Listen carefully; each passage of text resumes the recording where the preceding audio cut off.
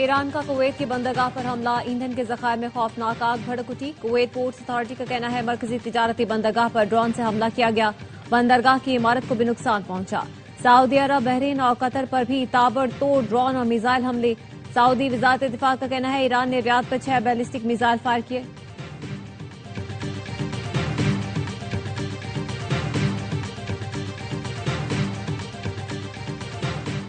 ایران کا اسرائیل پر میزائلوں، ڈرونز اور multi war had ہتھیاروں سے بڑا حملہ، مختلف علاقوں میں تباہی۔ کریات شہر میں ایرانی میزائل حملے میں گاڑی تباہ، شمالی شہر نہاریہ میں بھی میزائل حملوں سے بڑے پیمانے پر نقصان ہوا۔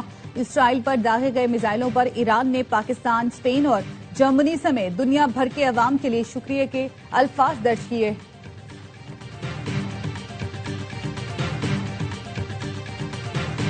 امریکی ساتوں کا ایران کی توانائی تنصیبات پر حملے مزید 10 دن کے لیے مؤخر کرنے کا اعلان۔ دعویٰ کیا حملے ایران کی درخواست پر مؤخر کر رہا ہوں، انہوں نے 7 دن مانگے تو میں نے کہا 10 دن دیتا ہوں۔ فیک نیوز کے باوجود ایران کے ساتھ بات چیت جاری ہے۔ وزیراعظم شہباز شریف سے اماراتی قونصل جنرل بقیت عتیق الرومیتی کی ملاقات، خطے کی موجودہ صورتحال اور باہمی تعاون کے امور پر تبادلہ خیال۔ وزیراعظم شہباز شریف کی جانب سے یو اے ای کو بھرپور تعاون کی پیشکش، کہا تجارت اور انسانی ضروریات کے لیے سامان کی نقل و حمل میں آسانی پیدا کی جائے۔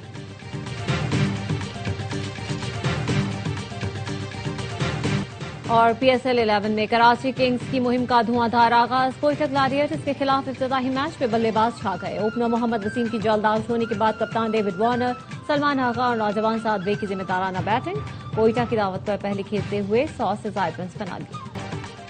امریکہ اور ایران کے نمائندوں کی ملاقات جلد متوقع ہے۔ پاکستان میں ملاقات کے لیے تیاریاں شروع کر دی گئی ہیں۔ جرمن وزیر خارجہ کا کہنا ہے فریقین بہت جلد پاکستان میں میز پر ہوں گے۔ جوہان ویڈے کا کہنا ہے معلومات کے مطابق امریکہ اور ایران کے درمیان بالواسطہ رابطے ہو چکے ہیں۔ امریکی نمائندہ خصوصی اسٹیو وٹکاف نے بتایا 15 نکاتی فریم ورک تیار کر کے پاکستان کے ذریعے ایران تک پہنچایا۔ ایسے اشارے ملے ہیں کہ پیش رفت ہو سکتی ہے۔ معاہدہ طے پا گیا تو یہ پوری دنیا کے لیے بہتر ہوگا۔ ایران جنگ سے نکلنے کا واحد راستہ تلاش کر رہا ہے۔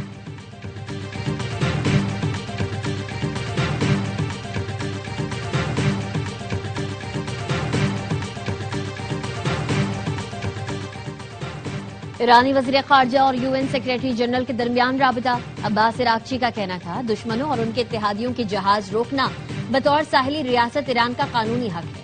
آبنائے ہرمز پر عدم استحکام امریکی اور اسرائیلی جارحیت کا نتیجہ ہے۔ ایرانی وزیر خارجہ نے ایکس پر لکھا، خلیجی ممالک کے ہوٹلز امریکی فوجی اہلکاروں کو کمرے نہ دیں۔ امریکی فوجی ہوٹلوں اور دفاتر میں چھپ گئے ہیں۔ وہ جی سی سی کے شہریوں کو انسانی ڈھال کے طور پر استعمال کرتے ہیں۔ ایران کا اپنے رہنماؤں کا قتل روکنے کے لیے اقوام متحدہ سے مداخلت کا مطالبہ۔ ایران کے مستقل مندوب امیر سعید ایروانی نے سیکریٹری جنرل اقوام متحدہ کے نام خط میں لکھا وہ ایرانی رہنماؤں کے قتل کا منصوبہ روکنے کے لیے کردار ادا کریں۔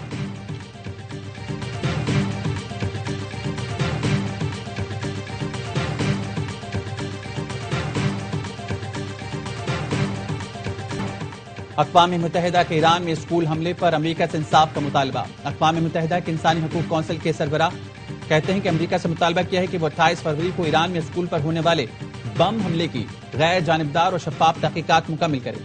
اس حملے نے شدید خوف و دہشت پیدا کیا۔ میناب کے ایلیمنٹری اسکول پر ہونے والا بم دھماکہ فطری اور انتہائی خوفناک رد عمل کا باعث بنا۔ حملہ کرنے والوں پر لازم ہے کہ وہ اس واقعے کی بروقت غیر جانبدار، شفاف اور مکمل تحقیقات کریں، رپورٹ عوام کے سامنے لائیں۔ اس خوفناک نقصان پر انصاف ضروری ہے۔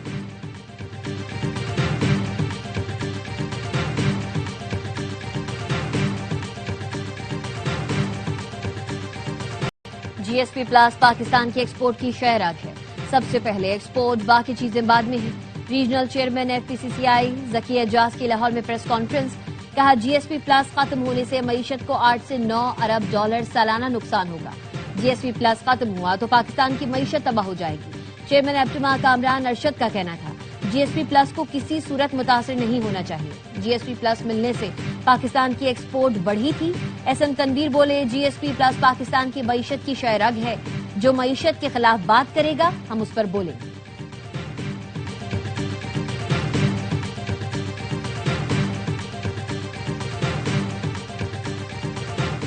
پاکستان دنیا کا واحد ملک ہے جہاں بازار دوپہر کے بعد کھلتے ہیں، نفس رات کے بعد بند ہوتے ہیں۔ کئی بار ہر سطح پر یہ مسئلہ اٹھایا، لیکن تاجروں کی طاقت کے سامنے حکومتیں لاچار ہیں۔ وزیر دفاع خواجہ آصف کا ایکس پر پیغام، لکھا برسوں سے بجلی کا رونا رویا جاتا ہے، بجلی چوری حق سمجھ کر کی جاتی ہے۔ اللہ نے ہمیں 12 مہینے سورج کی روشنی سے نوازا ہے، ہم باضد ہیں کہ کاروبار رات کے اندھیرے میں بجلی کی روشنی میں ہی کریں گے۔ دنیا مغرب کے بعد بازار بند کرتی ہے، ہفتے میں ایک مکمل چھٹی ضرور ہوتی ہے۔ ہمارے ملک میں ایسی مارکیٹس موجود ہیں جہاں رزق حلال چوری کی بجلی سے کمایا جاتا ہے۔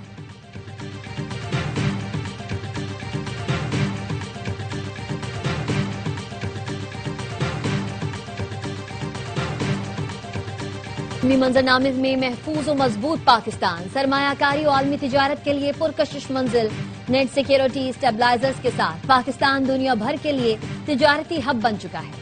کراچی پورٹ، پورٹ قاسم اور گوادر پورٹ سمیت پاکستانی بندرگاہوں پر تاریخی اضافہ ریکارڈ۔ دی پاکستان انڈیکس کے مطابق 24 دن میں کراچی پورٹ پر ٹرانسشپمنٹ میں اضافہ ہوا، جو سال کے برابر ہے۔ کراچی پورٹ پر 2025 میں 8003 کنٹینرز، جبکہ گزشتہ 24 دن میں 8313 کنٹینرز کے برابر مال پہنچا۔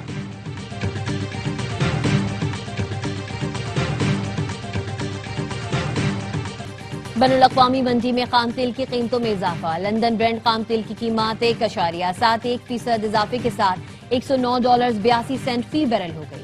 ویسٹ ٹیکساس خام تیل بھی 1.61% مہنگا، قیمت $95.96 فی بیرل ہو گئی۔ توانائی کے بحران پر قابو پانے کے لیے حکومتی اقدامات، پیٹرول کا ایک اور LPG کے مزید 2 جہاز پورٹ قاسم پہنچ گئے۔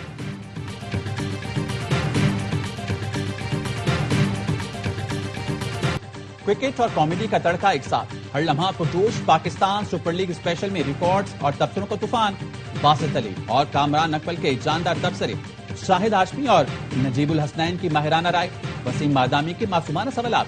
آج ہوں گے اداکار سمی خان مہمان، عادی اور مصطفیٰ چودھری مسکراہٹیں بکھیریں گے۔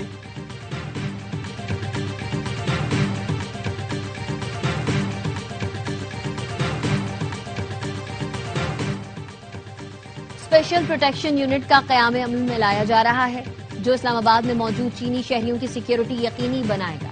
وزیر داخلہ محسن نقوی کی چینی سفیر سے ملاقات میں گفتگو، کہا اہلکاروں کو ٹریننگ کے دوران چینی زبان سکھائی جائے گی۔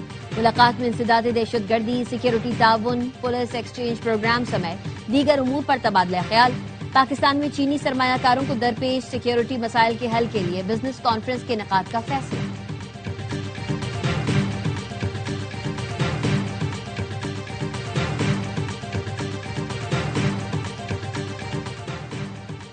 لاہور کے اکبری گیٹ کے قریب 5 سالہ بچی نالے میں گر کر جاں بحق، پولیس کا کہنا ہے 5 سالہ معصومہ رکشے میں بیٹھی تھی، نالے کی دیوار گر گئی، رکشہ نالے میں گرنے سے بچی جان سے گئی۔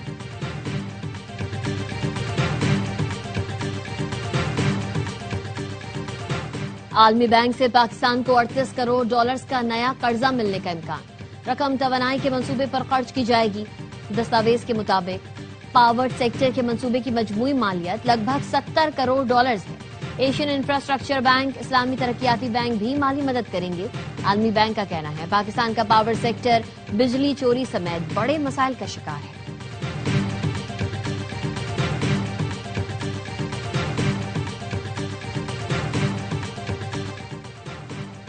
سندھ کے سینئر وزیر شرجیل میمن کی GSP پلس سے متعلق بانی PTI کے بیٹے کے بیان کی مذمت، کہا GSP پلس پر بیان بازی قومی مفاد کے خلاف خطرناک سازش ہے، قومی مفاد کو سیاست کی بھینٹ چڑھانے کی اجازت کسی کو نہیں دی جا سکتی۔ شازیہ مری نے کہا بانی PTI کے اہل خانہ کو ملکی قوانین اور عدالتوں کا سامنا کرنا چاہیے۔ PTI ایک فرد کی خاطر عالمی سطح پر پاکستان کے ساکھ کو نقصان پہنچا رہی ہے۔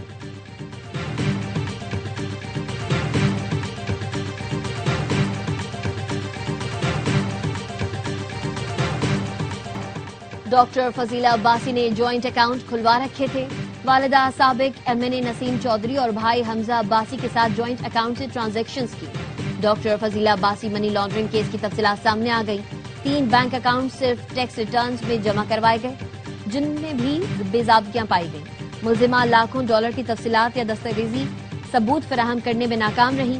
FIA کے مطابق تحقیقات کے دوران متعدد کاروباری کمپنیز کے نام بھی سامنے آئے۔ آمدن اور ٹیکس گوشواروں میں ثابت ہوا کمپنیز کا ان سے تعلق نہیں۔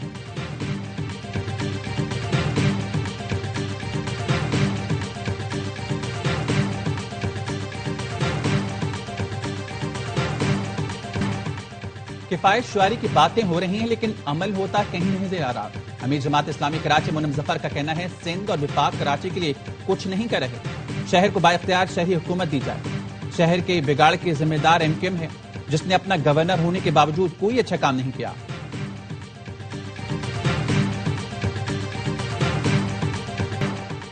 सोने और चांदी की कीमतों में कमी। फी तोला सोना 1000 रुपए कम होकर 4,67,262 रुपए का हो गया। आलमी मार्केट में फी ऑन सोना $10 कमी के साथ $4,445 का हो गया। फी तोला चांदी 30 रुपए कमी से 7,454 रुपए की हो गई।